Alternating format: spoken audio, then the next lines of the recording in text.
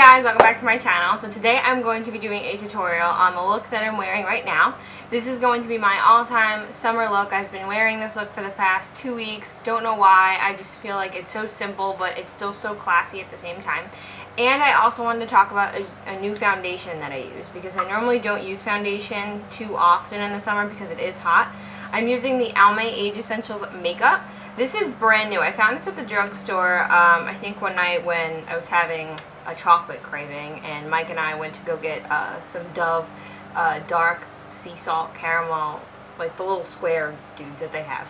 Anyway, so I don't know, like I saw this on a display and I didn't, I looked it up online and I saw that it didn't have any reviews, and I kind of wanted to review it for you guys. And so I really do, I kind of like it. I haven't formed an official opinion on it yet, but it's supposed to have multi-benefits, anti-aging, and it's got an SPF of 15, and it says it's got quality ingredients and it's hypoallergenic. So I'm going to give you my thoughts on it so far. I've only been using it for about 6 days, and so far I think it's okay. I haven't formed a total opinion on it yet. I like to give myself a week and a half to 2 weeks before I actually form a real opinion on a product. And so far, I can tell you one thing about it: it oxidizes. I got the shade medium cool, and that's like my my tanned foundation color normally, and foundation, BB cream, whatever.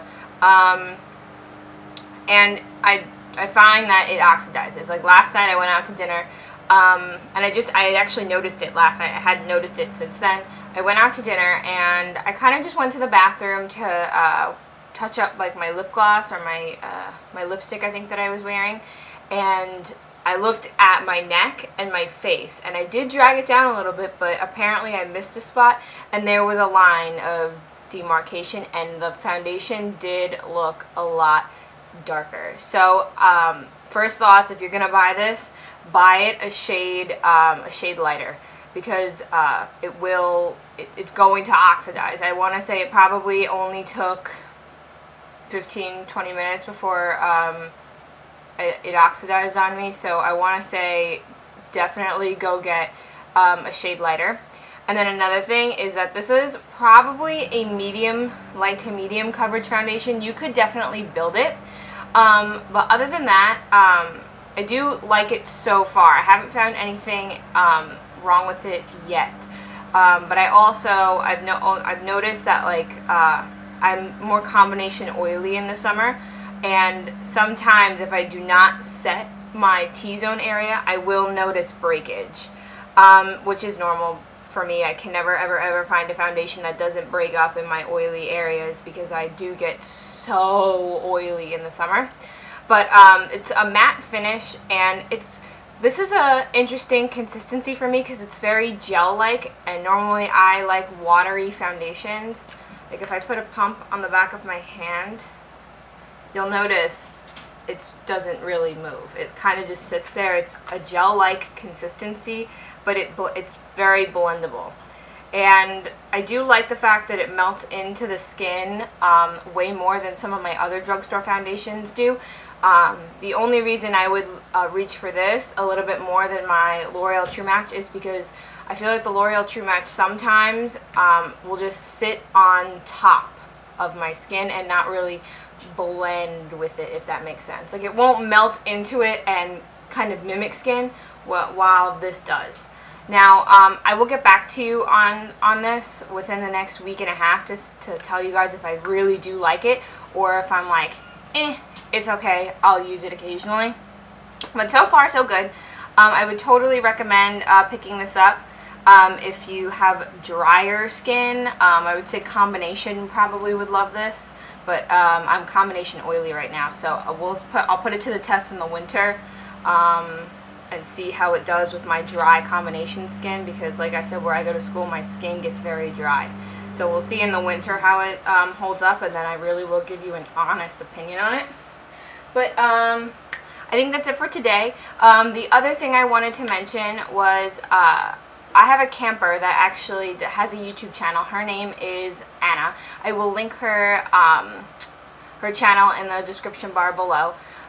She has, like, first of all, an awesome YouTube channel. She does like how-to videos, and I know her because I was her camp counselor last summer at Camp Mohican in Lake Como, Pennsylvania.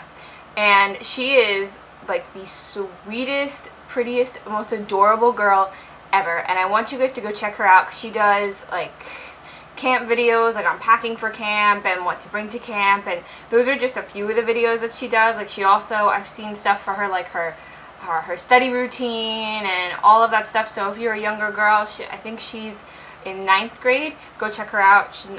She's so cute. I know you'll love her channel. So guys, that is it for today. I hope you have an awesome July 4th and stay safe. Make sure you keep all of your fingers. Just be careful. Alright guys, I'll see you in my next tutorial. Bye! Alright guys, welcome back to my channel. So today I'm going to be using the Almay Age Essentials makeup. And don't squeeze that much on the back of your hand, because that was a little too much. I'll even admit, I can be a little heavy-handed with the foundation sometimes. So now, of course, as usual, I'm going to be using the Sigma F80 Flat Top Kabuki brush to buff this into my skin.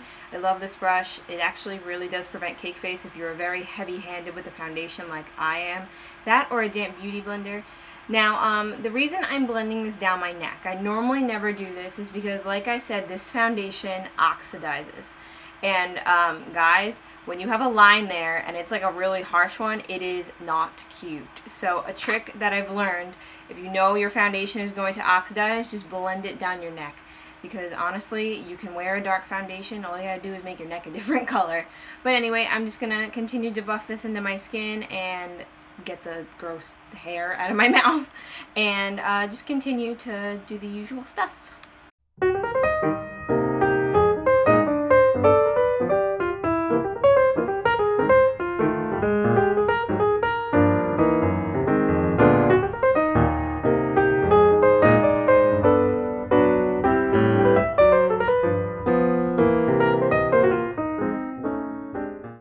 Okay guys, and now I'm going to be concealing with my favorite concealer of all time, which is the Maybelline Age Rewind. This is such an awesome concealer from the drugstore. If you don't have it, you need it.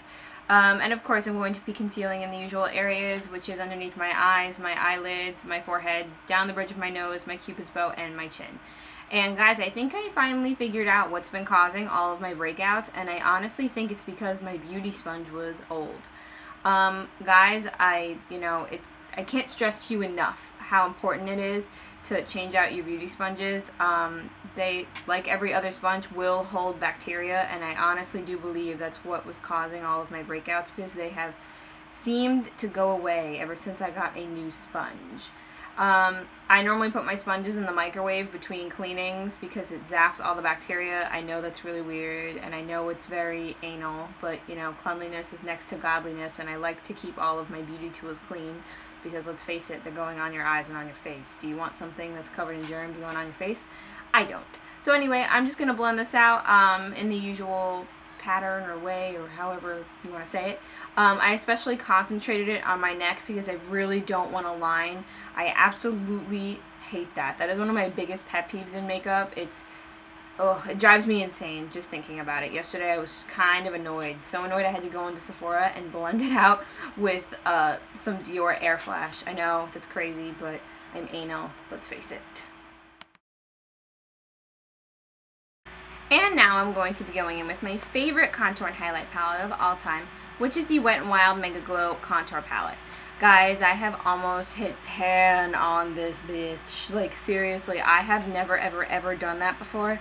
And I love this banana powder. I haven't used any other one beside this one, but this so far is my favorite, obviously, because it's the only one I've ever used. But it's a great one, and it's drugstore. Like, who doesn't want a great product that's cheap? Like, really, seriously. But anyway, I'm just putting this underneath my eyes. Guys, like I said in the beginning, if I do not set this, it breaks up on me. That's another con about this, is that if you have oily skin, this is probably not going to be a good foundation for you because it does break up. I've noticed it. I played around with the foundation before filming this video, and I did notice, yeah, it breaks up if I don't set it. So I just set it in the usual areas where I get pretty oily, which is my eyes, underneath my eyes, my lip, my nose, my chin, and the middle of my forehead. I hate having oily skin. I know I say that now and I'll regret it later on in life, but I don't know. I just hate it. It's hard finding a foundation to work from the drugstore.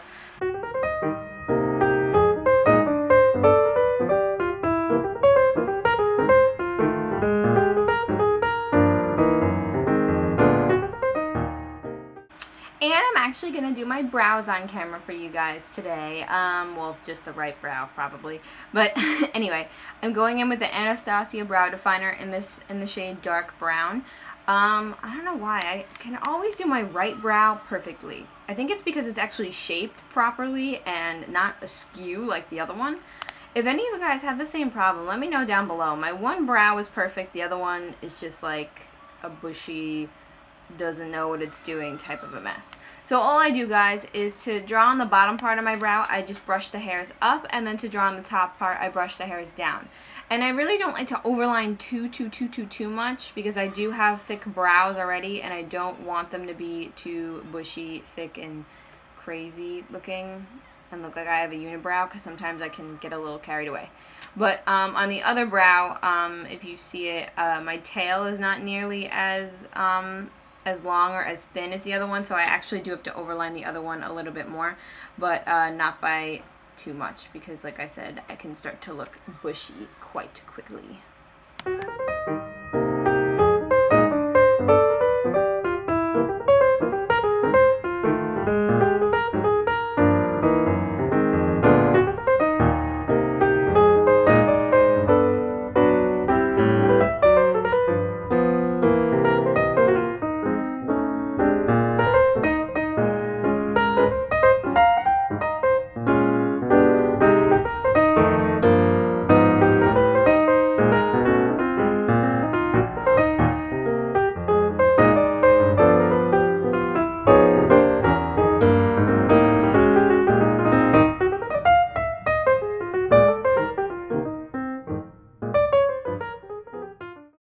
And next I'm going to be going in with my favorite liquid eyeliner of all time, which you guys already know is the NYX Noir collection liquid liner.